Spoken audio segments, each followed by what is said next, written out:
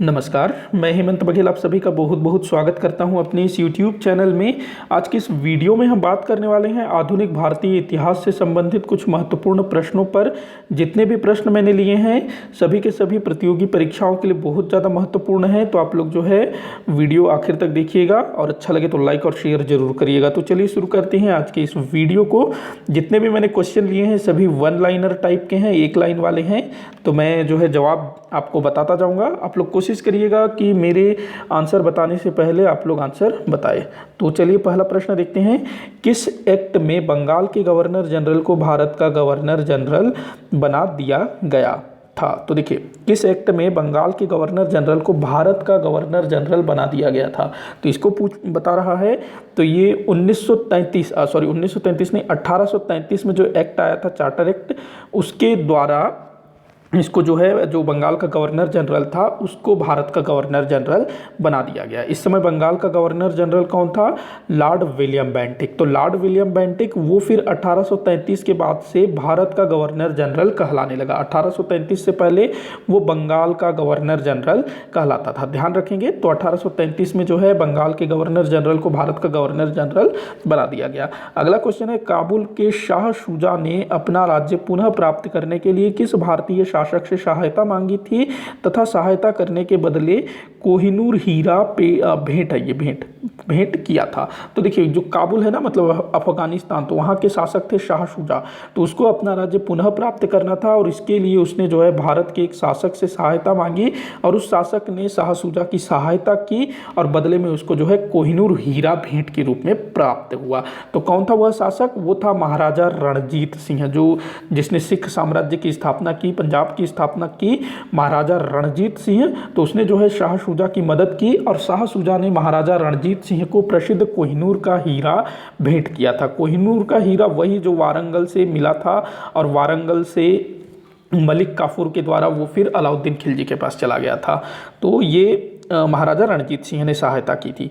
अगला क्वेश्चन है, भारत विभाजन की माउंटबेटन योजना कब घोषित की गई थी? जो भारत विभाजन है, मतलब भारत दो मुल्कों के रूप में आज़ाद होगा, भारत पाकिस्तान।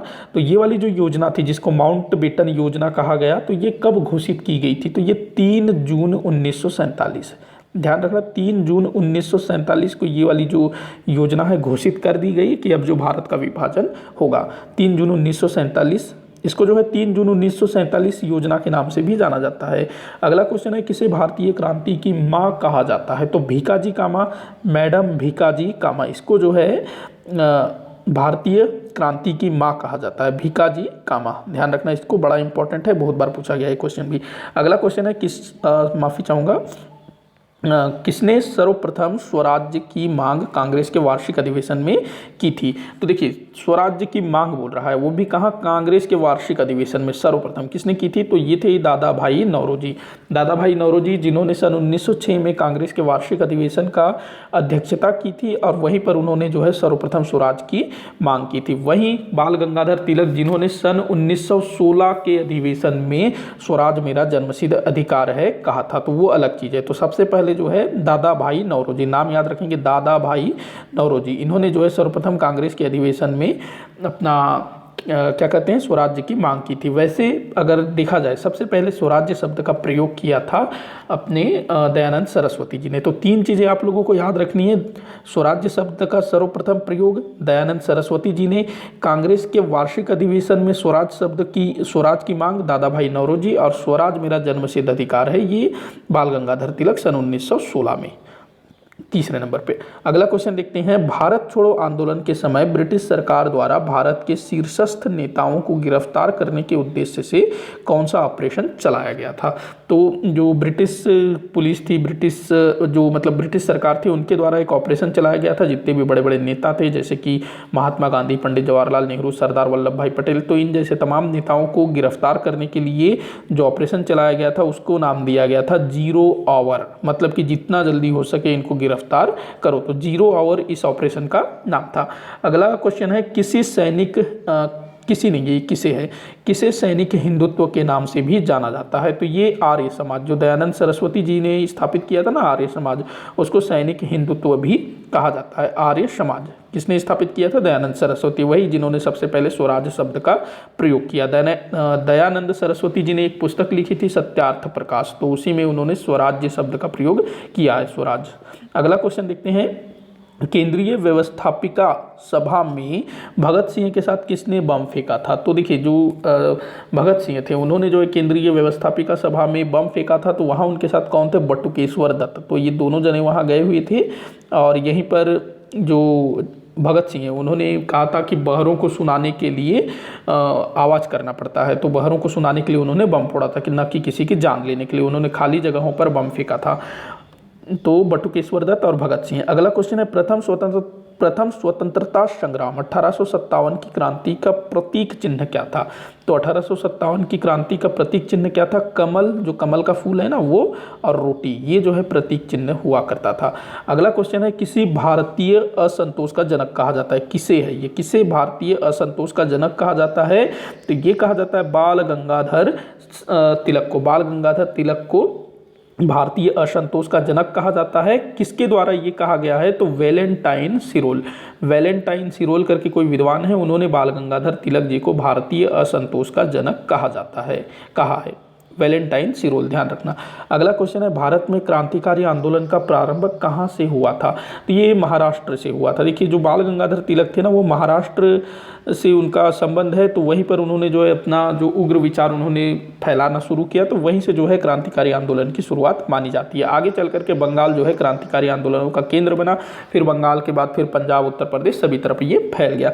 अगला क्वेश्चन है, 1898 ईस्वी में बनारस में सेंट्रल हिंदू कॉलेज स्थापित किया गया था, जो बाद में बनारस हिंदू विश्वविद्यालय के नाम से जाना गया। इसके संस्थापक थे, तो इसके संस्थापक कौन थे? मदन मोहन मालवीय। महामना मदन मोहन मालवीय जी ने सन 1898 में बनारस में सेंट्रल हिंदू कॉलेज स्थापित किया, जो बाद में बनारस हिंदू विश्वविद्यालय के नाम से जाना जाता है। आज भी ये जो है बनारस हिंदू विश्वविद्यालय BHU के नाम से विख्यात है। तो मदन मोहन मालवीय जी। अगला क्वेश्चन है, 1857 के विद्रोह में कौन अपने मित्र द्वारा विश्वासघात करने के कारण अंग्रेजों द्वारा बंदी बनाकर मारा गया? तो ये थे तात्या टोपे। तात्या टोपे को उनके मित्र ने ही उनको धोखा दे दिया और अंग्रेजों द्वारा पकड़वा दिया, तो तात्या टोपे। अगला क्वेश्चन है, स्वतंत्र भारत के प्रथम गवर्नर जनरल थे? तो माउंटबेटन, जो लॉर्ड माउंटबेटन थे, वो स्वतंत्र भारत के प्रथम गवर्नर जनरल थे। उसके बाद जो है बाद में फिर राष्ट्रपति आए। वैसे उसके बाद ना तो ध्यान रखेंगे, प्रथम गवर्नर जनरल यही लॉर्ड माउंटबेटन, और अंतिम वायसराय अगर पूछा जाए तो वो भी माउंटबेटन ही थे।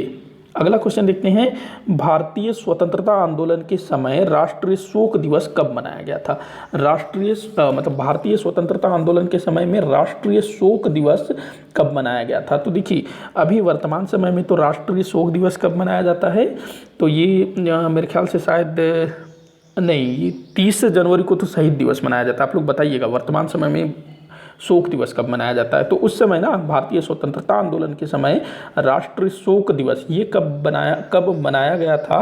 तो ये बनाया गया था बंगाल विभाजन के समय। बंगाल विभाजन के लागू होने के दिन, ये लगभग 16 अगस्त को लागू हुआ था, 16 अगस्त 1905 को। तो उस दिन जो है शोक दिवस मनाया गया था, बंगाल विभाजन लागू होने के दिन 16 अगस्त 1905। अगला क्वेश्चन है, कांग्रेस का विभाजन किस अधिवेशन में हुआ था? तो कांग्रेस का विभाजन ये हुआ था सन 1907 में। किस अधिवेशन में? सूरत अधिवेशन में। सूरत जो गुजरात है वहाँ पर जो है कांग्रेस का विभाजन हो गया। एक दल जो है गरम दल बन गया, एक दल नरम दल बन गया। तो नरम और गरम दल में विभाजन हुआ सन 1907 में सूरत में। अगला क्वेश्चन है, किस युद्ध में अंग्रेजों ने फ्रांसीसियों की शक्ति को पूर्णतः कुचल दिया? तो किस युद्ध में अंग्रेजों ने फ्रांसीसियों के युद्ध को कुचल दिया? तो वांडीवास का युद्ध। ध्यान रखना, वांडीवास का युद्ध ये कब लड़ा गया था? 1760 में लड़ा गया था वांडीवास का युद्ध। ये जो है तृतीय कर्नाटक युद्ध के अंतर्गत था वांडीवास का युद्ध। इसमें जो है फ्रांसीसियों की बुरी तरह से हार हो जाती है। अगला क्वेश्चन है, प्रथम आंग्ल मराठा युद्ध का कारण क्या था? प्रथम आंग्ल मराठा युद्ध जो 1775 से 1782 तक लड़ा गया था, तो इसका कारण क्या था? उत्तराधिकार का मामला था। जो रघुनाथ राव था ना, वो खुद पेशवा बनना चाहता था, तो ये कारण था, पेशवा रघुनाथ राव या फिर उत्तराधिकार का मामला। तो ध्यान रखना, जो रघुनाथ राव है ना, वो अंग्रेजों से जा मिलता है, सूरत की संधि कर लेता है, तो उसी के बाद फिर अंग्रेजों और मराठों के बीच संघर्ष शुरू हो जाता है। अगला क्वेश्चन है, डलहौजी की हड़प नीति के तहत ब्रिटिश भारत में मिलाया गया पहला भारतीय राज्य था? तो डलहौजी की हड़प नीति के तहत जो सबसे पहला राज्य था जिसको ब्रिटिश साम्राज्य में मिलाया गया वो था सातारा। ध्यान रखना, सातारा। इसी सातारा में छत्रपति शिवाजी महाराज के वंशज शासन करते थे। वहीं अगर पूछा जाए जो क्या कहते हैं एक जो वेलेजली ने जो बनाई थी सहायक संधि, वेलेजली की सहायक संधि को स्वीकारने वाला प्रथम शासक कौन था, तो वो था हैदराबाद का निजाम। और डलहौजी की हड़प नीति के तहत पहला हड़पा गया राज्य था सतारा। ध्यान रखना। अगला क्वेश्चन है रानी लक्ष्मीबाई का जन्म स्थान कौन सा है, तो इनका जन्म कहाँ हुआ था, वाराणसी में हुआ था, बनारस में। ध्यान रखना। अगला क्वेश्चन है सिख साम्राज्य के संस्थापक थे, तो वही महाराजा रणजीत सिंह जिनको कोहिनूर हीरा मिला था शाह शुजा से, तो महाराजा रणजीत सिंह ने सिख साम्राज्य की स्थापना की। अगला क्वेश्चन है किस भारतीय शासक ने सर्वप्रथम लॉर्ड डलहौजी के सहायक संधि को अपनाया, तो अभी मैंने बताया हैदराबाद का निजाम। अगला क्वेश्चन है बक्सर का युद्ध कब लड़ा गया था, बक्सर का युद्ध लड़ा गया था 1764 में। बहुत ज़्यादा इंपॉर्टेंट है। एक तरफ अंग्रेज थे और दूसरे तरफ था मीर कासिम जो बंगाल का नवाब था, इधर आपका मुगल बादशाह शाह आलम भी था, अवध का नवाब शुजाउद्दौला भी था। तो एक तरफ 3 लोग थे और दूसरे तरफ अंग्रेज थे, फिर भी अंग्रेज इसमें जीत जाते हैं। 1764 में बक्सर का युद्ध, बक्सर के युद्ध के बाद इलाहाबाद की संधि हुई थी। अगला क्वेश्चन है ब्रह्म समाज की स्थापना किसके द्वारा की गई थी, तो बड़ा ही मतलब इंपॉर्टेंट क्वेश्चन है और बहुत ही सरल क्वेश्चन है। तो राजा राममोहन राय, इन्होंने जो है ब्रह्म समाज की स्थापना की थी। और राजा राममोहन राय इन्हीं के प्रयासों से सती प्रथा का भी अंत हुआ था, जिसमें लॉर्ड विलियम बेंटिक की भी महत्वपूर्ण भूमिका थी। अगला क्वेश्चन देखते हैं पानीपत के तीसरे युद्ध में मराठा सेना का नेतृत्व किसने किया था। पानीपत का तीसरा युद्ध, एक मिनट, सॉरी, हाँ, तो पानीपत के तीसरे युद्ध में मराठा सेना का नेतृत्व किसने किया था, तो पानीपत का तीसरा युद्ध जो कि अहमद शाह अब्दाली और मराठों के बीच लड़ा गया था, तो इसमें सदाशिवराव भाऊ, इन्होंने जो है मराठा सेना का नेतृत्व किया था। सदाशिवराव भाऊ, ध्यान रखना, ये जो है ना सदाशिवराव भाऊ, ये बाजीराव प्रथम के छोटे भाई चिमना जी के पुत्र थे सदाशिवराव भाऊ। तो इन्होंने जो है मराठा सेना का नेतृत्व किया था, लेकिन इस युद्ध में मराठों की हार हो जाती है। अगला क्वेश्चन है महात्मा गांधी को सर्वप्रथम राष्ट्रपति कहकर किसने संबोधित किया, राष्ट्रपति ने, राष्ट्रपिता, माफी चाहूँगा, तो किसने राष्ट्रपिता कहा महात्मा गांधी जी को, तो ये कहा था हमारे सुभाष चंद्र बोस जी ने। उन्होंने जो है सबसे पहले महात्मा गांधी जी को राष्ट्रपति कहकर, माफी चाहूँगा बार बार मैं राष्ट्रपति कह रहा हूँ, राष्ट्रपिता कहकर संबोधित किया। अगला क्वेश्चन है भारत के प्रथम गवर्नर जनरल थे, तो भारत के प्रथम गवर्नर जनरल वही लॉर्ड विलियम बेंटिक, 1833 वाले। अगला क्वेश्चन है रैयतवाड़ी प्रथा किसके द्वारा शुरू की गई थी, रैयतवाड़ी प्रथा, ये टॉमस मुनरो, इसने जो है रैयतवाड़ी प्रथा को शुरू किया था भारत में, टॉमस मुनरो। अगला क्वेश्चन है भारत में नागरिक सेवा अर्थात सिविल सेवा की शुरुआत किस गवर्नर जनरल ने की थी, भारत में नागरिक सेवा की शुरुआत किस गवर्नर जनरल द्वारा की गई थी, तो ये थे लॉर्ड कॉर्नवालिस। ध्यान रखना, कॉर्नवालिस, इसने जो है सिविल सेवा मतलब जो कलेक्टर वाली जो व्यवस्था है ना उसकी शुरुआत की थी, लॉर्ड कॉर्नवालिस ने, ये लगभग 1793 के आसपास। अगला क्वेश्चन है किस वर्ष अंग्रेजी भाषा ब्रिटिश भारतीय प्रशासन की सरकारी भाषा घोषित की गई, तो 1835 में। देखिए 1835 के पहले भारत में अंग्रेजों की जो कामकाज की भाषा थी वो फारसी हुआ करती थी, जो मुगलों की जो राजभाषा थी ना फारसी, वही अंग्रेजों की भी राजकाज की भाषा हुआ करती थी। लेकिन अब अंग्रेजों को लगने लगा कि उनको जो है अंग्रेजी को ही लाना है, तो 1835 में अंग्रेजी को लागू कर दिया गया राजकाज की भाषा के रूप में। ध्यान रखना 1835। अगला क्वेश्चन है किस गवर्नर जनरल पर इंग्लैंड में महाभियोग चलाया गया, तो वारेन हेस्टिंग जो बंगाल का प्रथम गवर्नर जनरल था, तो जब वो लौट करके वापस गया तो इंग्लैंड में उसके ऊपर महाभियोग चलाया गया। अगला क्वेश्चन है चंपारण सत्याग्रह के समय गांधी जी को किसने आमंत्रित किया था, तो चंपारण जो कि बिहार में है, महात्मा गांधी ने वहाँ पर जाकर के सत्याग्रह किया, अंग्रेजों की वाट लगा दी थी वहाँ पर, माफ़ी चाहूँगा इस टाइप का वर्ड बोला मैंने, तो वहाँ पर जो है अंग्रेजों के खिलाफ उन्होंने सत्याग्रह किया था और यहाँ पर महात्मा गांधी जी को सफलता भी प्राप्त हुई। तो महात्मा गांधी जी को किसने चंपारण आमंत्रित किया था, तो राजकुमार शुक्ल, नाम याद रखेंगे, राजकुमार शुक्ल, इन्होंने जो है महात्मा गांधी जी को आमंत्रित किया था और सारी जो भी स्थिति है उसको उन्होंने बताया महात्मा गांधी जी को, तो राजकुमार शुक्ल। अगला क्वेश्चन है भारत का एकमात्र नेता जिसने तीनों गोलमेज सम्मेलनों में भाग लिया था, बहुत इंपॉर्टेंट और बहुत ही सरल क्वेश्चन है, ये थे बाबा भीमराव अंबेडकर जी, जिन्होंने तीनों गोलमेज सम्मेलनों में भाग लिया था। ये गोलमेज सम्मेलन कब हुए थे, लॉर्ड इरविन के समय हुए थे, इंग्लैंड में आयोजित किए गए थे। पहला हुआ था 1830 में, दूसरा माफ़ी चाहूँगा, पहला हुआ था 1930 में, दूसरा हुआ था 1931 में और तीसरा हुआ था 1932 में, लॉर्ड इरविन के समय में। और जो बाबा साहेब अम्बेडकर थे, तीनों ही गोलमेज सम्मेलनों में गए हुए थे, जबकि जो कांग्रेस था ना उसमें उसने सिर्फ दूसरे गोलमेज सम्मेलन में भाग लिया था। अगला क्वेश्चन है, साइमन कमीशन का विरोध करते हुए किस नेता की मृत्यु हुई थी? तो लाला लाजपत राय, इनको जो है सिर में चोट लग गई थी और बाद में इनकी मृत्यु हो जाती है। तो लाला लाजपत राय की मृत्यु हो गई थी साइमन कमीशन का विरोध करते हुए। साइमन कमीशन कब भारत आया था? 1928 में। 1927 में गठित हुआ था, 1928 में भारत आया। इसमें जो है 7 सदस्य थे, लेकिन एक भी भारतीय नहीं था, इसी कारण से इसका विरोध हो रहा था और लाला लाजपत राय की विरोध करते हुए मृत्यु हो गई। अगला क्वेश्चन है, ब्रिटिश ईस्ट इंडिया कंपनी का दिल्ली पर अधिकार कब हुआ? तो ये 1803 में हुआ था, ब्रिटिश ईस्ट इंडिया कंपनी का दिल्ली पर अधिकार। इस समय मुगल बादशाह थे शाह आलम, तो 1803 में अंग्रेजों ने जो है दिल्ली पर भी अधिकार कर लिया। अगला क्वेश्चन है, रविंद्रनाथ टैगोर को किस वर्ष नोबेल पुरस्कार से सम्मानित किया गया? तो 1913 में। देखिए, इनको जो है नोबेल पुरस्कार मिला था, किस लिए मिला था? साहित्य के क्षेत्र में इनकी एक रचना है गीतांजलि, बहुत ही बढ़िया रचना है, आप लोग पढ़िएगा। तो गीतांजलि के लिए इनको 1913 में नोबेल पुरस्कार दिया गया साहित्य के क्षेत्र का, और भारत में पहले व्यक्ति हैं जिनको ये नोबेल पुरस्कार दिया गया, ध्यान रखना। अगला क्वेश्चन है, बाल गंगाधर तिलक 1908 में बंदी बनाए गए, उन्हें किस जेल में रखा गया? तो इनको जो है बर्मा के जेल में भेजा गया, जो आज का जो म्यांमार है वहां भेज दिया गया, मांडले जेल में, ध्यान रखना, मांडले जेल में। और इनको 6 वर्ष की सजा दी गई थी 1908 से 1914 तक, तो मांडले जेल में इनको रखा गया था। अगला क्वेश्चन है, महारानी विक्टोरिया की मृत्यु के समय भारत का वायसराय कौन था? महारानी विक्टोरिया जो कि इंग्लैंड की रानी थी, क्वीन थी, तो इनकी मृत्यु के समय भारत का वायसराय कौन था? तो लॉर्ड कर्जन था, ध्यान रखना, लॉर्ड कर्जन। मृत्यु कब हुई थी महारानी विक्टोरिया की? 1901 में इनकी मृत्यु हुई थी। अगला क्वेश्चन है, 1919 में गठित हंटर कमेटी का उद्देश्य क्या था? 1919 में कमेटी गठित हुई थी, हंटर कमेटी। उद्देश्य क्या था? जालियांवाला बाग हत्याकांड की जांच करना। हालांकि इसने कुछ ढंग का जांच किया नहीं, जो भी अंग्रेजों की जो कुकृत्य था बस उसको छुपाने का काम किया। तो हंटर कमेटी क्यों बना था? जालियांवाला बाग हत्याकांड के जांच के लिए। अगला क्वेश्चन है, 1897 में किसने पूना के प्लेग कमिश्नर की हत्या कर दी थी? बड़ा ही अच्छा क्वेश्चन है, बहुत बार ये पूछा गया है। तो जो दामोदर चापेकर, तो नाम याद रखेंगे, दामोदर चापेकर, उसने जो है प्लेग कमिश्नर की हत्या कर दी थी। अगला क्वेश्चन देखते हैं, संताल विद्रोह कहाँ हुआ था? संताल विद्रोह बड़ा इंपॉर्टेंट है, पढ़िएगा संताल विद्रोह के बारे में। तो ये आज का जो झारखंड है वहाँ पर हुआ था। अगर उस समय के हिसाब से देखें तो बंगाल हुआ करता था वो, क्योंकि बिहार भी बना नहीं था, तो झारखंड, बिहार, बंगाल ऐसे आप लोग याद रखेंगे। तो अभी वर्तमान समय में तो झारखंड में है, लेकिन उस समय ये जो है बंगाल के अंतर्गत आता था।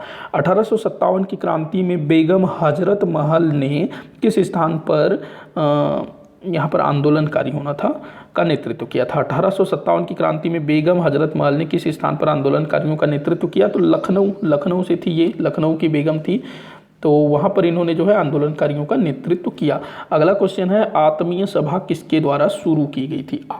आत्मीय सभा, तो ये किसके द्वारा शुरू की गई थी? राजा राममोहन राय। राजा राममोहन राय वही जिन्होंने ब्रह्म समाज की स्थापना की, सती प्रथा के अंत में उनका साथ मतलब योगदान था, तो इन्होंने जो है आत्मीय सभा की स्थापना भी की थी, राजा राममोहन राय। अगला क्वेश्चन है, स्वामी विवेकानंद को विवेकानंद नाम किसने दिया था? देखिए, स्वामी विवेकानंद, इनका असल नाम क्या था? नरेंद्र। तो इनको विवेकानंद नाम किसने दिया था? तो खेतड़ी जो कि राजस्थान में है और खेतड़ी तांबे के लिए प्रसिद्ध है, तो खेतड़ी के महाराजा ने इनको जो है विवेकानंद नाम दिया था। अगला क्वेश्चन है, अल हिलाल अल बिलाल किसकी पत्रिका थी? अल हिलाल अल बिलाल, तो ये जो है अब्दुल कलाम आज़ाद उनकी रचना थी, अल हिलाल अल बिलाल। तो जितनी भी पत्रिकाएं हैं उसको भी आप लोग ध्यान रखेंगे। अल हिलाल अल बिलाल, अब्दुल कलाम आज़ाद, हमारे भारत के प्रथम शिक्षा मंत्री थे ये। अगला क्वेश्चन है, एनी बेसेंट जो कि भारत में कांग्रेस के अधिवेशन की अध्यक्षता करने वाली पहली महिला थी, इन्होंने किस अधिवेशन की अध्यक्षता की थी? तो एनी बेसेंट जो भारत में कांग्रेस की अध्यक्षता करने वाली पहली महिला थी, तो इन्होंने किस अधिवेशन की अध्यक्षता की थी? तो कलकत्ता में हुआ था सन 1917 में जो अधिवेशन हुआ था कलकत्ता में, उसकी अध्यक्षता की थी। वही सरोजनी नायडू प्रथम भारतीय महिला थी जिसने कांग्रेस के अधिवेशन को की अध्यक्षता की थी। अगर महिला पूछा जाता है खाली तो एनी बेसेंट लगाना है, भारतीय महिला पूछा जाता है तो सरोजनी नायडू। अगला क्वेश्चन है चौरी चौरा कांड का संबंध किस आंदोलन से है, तो ये जो है असहयोग आंदोलन से, जो 1920 में चला था असहयोग आंदोलन, तो उससे संबंधित है चौरी चौरा कांड। क्या हुआ था कि जो असहयोग आंदोलन है वो अच्छे से चल रहा था, इसी बीच जो है चौरी चौरा नामक स्थान पर जो भीड़ है, काफ़ी उग्र भीड़ थी, तो उसने जो है एक पुलिस थाने को आग लगा दी और उसमें जो है 22 पुलिस वाले जल करके मर गए। तो यही चौरी चौरा कांड के नाम से प्रसिद्ध है और इसी घटना के बाद महात्मा गांधी जी ने असहयोग आंदोलन को वापस ले लिया था, ध्यान रखना। अगला क्वेश्चन है स्वराज दल की स्थापना किसने की थी। स्वराज दल की स्थापना किसने की थी, तो इसमें दो नाम आते हैं, पहला चित्तरंजन दास, दूसरा मोतीलाल नेहरू। तो इन दोनों ने मिलकर के स्वराज दल की स्थापना की थी। इनका उद्देश्य क्या था, चुनाव में खड़े होकर के चुनाव जीत करके असेंबली में जाना और वहां से सुधार करना। तो चित्तरंजन दास, मोतीलाल नेहरू स्वराज दल से संबंधित थे। कब स्थापित किया गया था, 1923 में, ध्यान रखना, बहुत बार पूछा गया ये भी। अगला क्वेश्चन है बारदोली आंदोलन का नेतृत्व करता होना चाहिए था। ये बारदोली आंदोलन का नेतृत्व करता थे, कौन थे, सरदार वल्लभ भाई पटेल। उन्होंने जो है बारदोली आंदोलन का नेतृत्व किया और इस आंदोलन की सफलता के बाद ही बारदोली आंदोलन में जो महिलाएं सम्मिलित थी उन्होंने सरदार वल्लभ भाई पटेल को सरदार की उपाधि दी, ध्यान रखना, बारदोली की महिलाओं द्वारा सरदार की उपाधि दी गई थी। अच्छा, कुछ स्थानों पर ना सरदार की उपाधि महात्मा गांधी ने दी, ऐसा भी बोला जाता है। तो यहाँ ये हो सकता है कि जो भी मतलब उनका जब आंदोलन समाप्त हो गया होगा, सफल हो गया होगा, तो सरदार वल्लभ भाई पटेल को बढ़िया मतलब शुभकामनाएं दी गई होगी, तो वहाँ पर कि महिलाओं ने उनको सरदार की उपाधि दी होगी और जो महात्मा गांधी हैं उन्होंने उनका समर्थन किया होगा कि हाँ अब से इनका नाम सरदार होगा। तो दोनों चीज़ें आप लोग ध्यान रखेंगे। अगला क्वेश्चन है, आखिरी क्वेश्चन है, गांधी इरविन समझौता कब हुआ, तो ये हुआ था सन 1931 में, ध्यान रखना 1931 में, ये जहाँ तक 5 मार्च 1931 में हुआ था गांधी इरविन समझौता असहयोग आंदोलन के बाद। तो ये आज के 50 क्वेश्चन ये समाप्त होते हैं। आप लोग कमेंट करके बताइएगा कितने क्वेश्चन आपसे सॉल्व हुए, कोई भी डाउट हो तो उसको भी लिखिएगा। वीडियो को लाइक करिएगा, जितना हो सके आप उतना शेयर करिएगा, चैनल को सब्सक्राइब करिएगा। वीडियो को आखिर तक देखने के लिए बहुत बहुत धन्यवाद।